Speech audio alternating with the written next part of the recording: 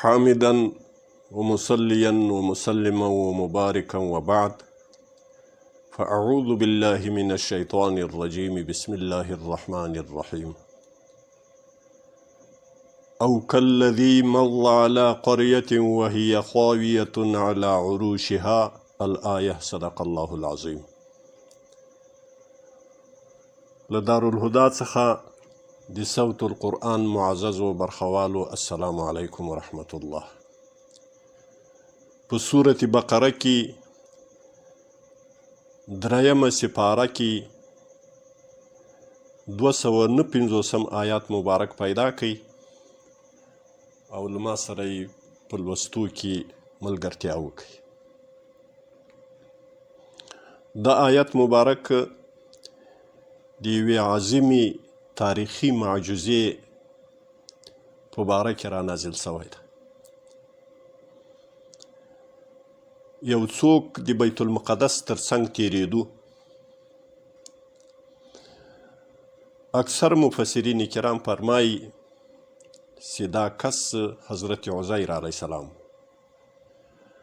او دغه قریه چې دلته اطلاق د قریې شوی ده دا قریه بیت المقدس او نور اقوال هم شته مفسرین. نو حضرت عزیر علیه السلام د بیت المقدس تر څنګ تیریږي، په مرکب باندې سپور ده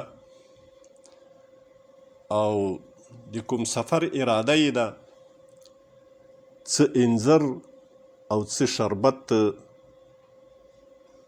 دا د سره دي، دا یې خوراکه ده. بیت المقدس په دغو وختو کې یو مخیز خراب شوی ده. بخت نصر یو ډیر بد کافر تیر شوی په تاریخي پاچایانو کې او له جملې د هغو کفارو څخه ده، دوو کافرانو پاچایانو څخه ده چې په ټوله دنیا یې پاچاهي کړې ده. بل پکې نمرود ده او دوو مسلمانانو پاچاهي په ټوله دنیا باندې کړې ده، حضرت سلیمان علیه السلام او حضرت سلطان ذوالقرنین رحمه الله.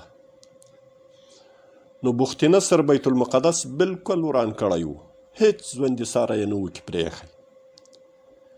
داسې د بیت المقدس خاموشي و چوپتیا ته متوجه سو او دا وران بیت المقدس ته متوجه سو.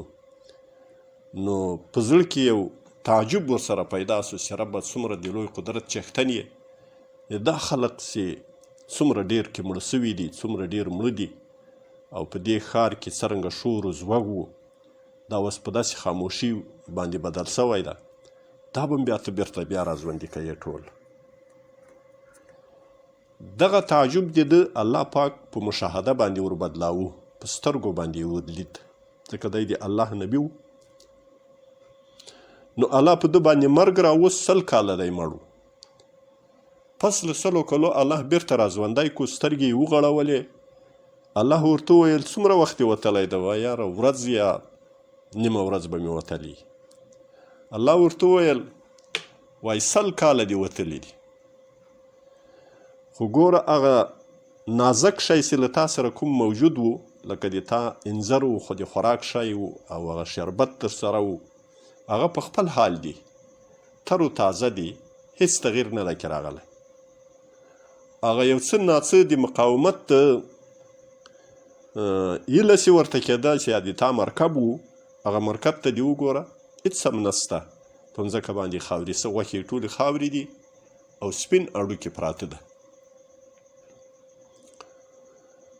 نو کله چې دا صحنه الله ور ولیدله او بیا یې دغه مرکب د ژوندي کېدلو صحنه هم په سترګو ور ولیدله چې اړوکې یې ټول سره پیوند کړو او په هغه اړوکو باندې یې بیا غوښه راشنه کړه، راشروع کړه او مرکب ژوندی سو، پورته سو، ودرېدو.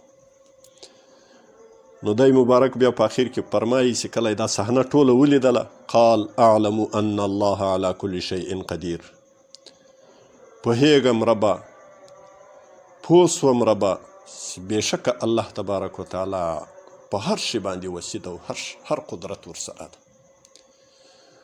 نو دا یو ډېره تاریخي واقعه ده او ذکر یې دلته په قرآن عظیم شان کې موږ ته د دې دپاره ده چې موږ تاسې همیشه د قرآن عظیم شان کوم آیت سی وایو، کوم واقعی سی وایو، کوم معجزه سی وایو، نو هغه د موږ په قرآن باندې داسې یقین ده لکه چې هغه معجزه د ما او د تا تر سترګو تېره سوي.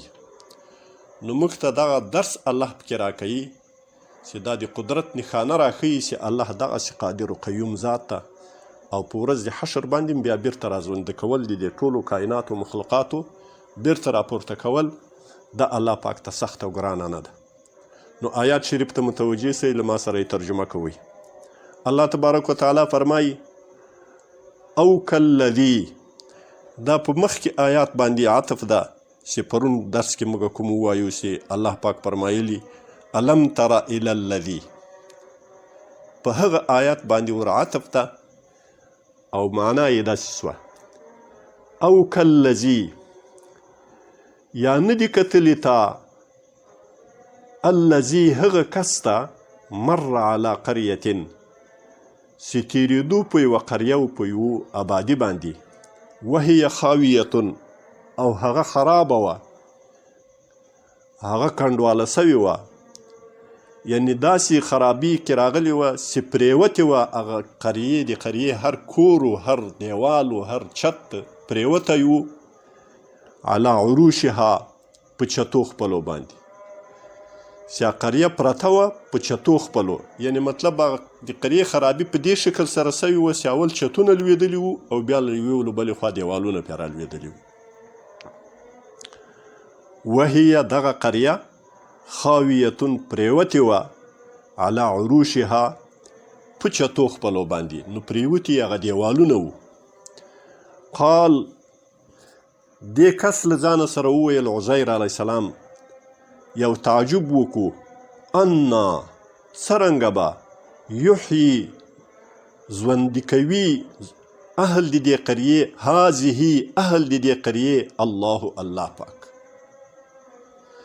بعد موتها پس له مړه کېدلو یې چې دا اوس ټول مړه سوي، دا به څرنګه الله پاک ژوندي کوي. فاماته الله، نو مړ کړ دی الله جل جلاله 100 عام 100 کاله، ثم بعثه بیا یې ژوندی راپورته کو. قال الله ورته وویل کم لبثته، څومره درنګ دې کړی؟ قال وویل د عزیر علیه السلام ورته لبثتو یوما، درنګ مې کړی، زنډېدلی یم، زنډ مې وتلی یوه ورځ او بعض یومین، یا یوه حصه د ورځې، څه حصه او څه برخه د ورځې. نو دومره وخت مې وتلی، کم وخت مې وتلی؟ قال الله تبارک وتعالی ورته وویل وفرمایل بل لبثت 100 عام، تا درنګ کړی، دا ځنډېدلی یې، پاته سوی یې په دغه بېبانو دښته باندې 100 کاله. فانظر وګوره الی طعامک، خوراک خپل ته دي، و شرابک او څښاک خپل ته دي، لم یتسنه چې نه دي خراب سوي، نه ده خراب سوی، دا خوراک و چښاک دي نه ده خراب سوی. وانظر الی حمارک، او وګوره هغه مرکب خپل ته دي چې هغه د مقاومت وال و او څه مقاومت یې لاره، هغه څرنګه سپین اډوکې وتلی ده. نو دا صحنه ما په تا باندې ځکه راوستله چې ولنجعلک، چې وګرځومه زه تا آیة للناس، دلیل د قدرت خپل انسانانو ته.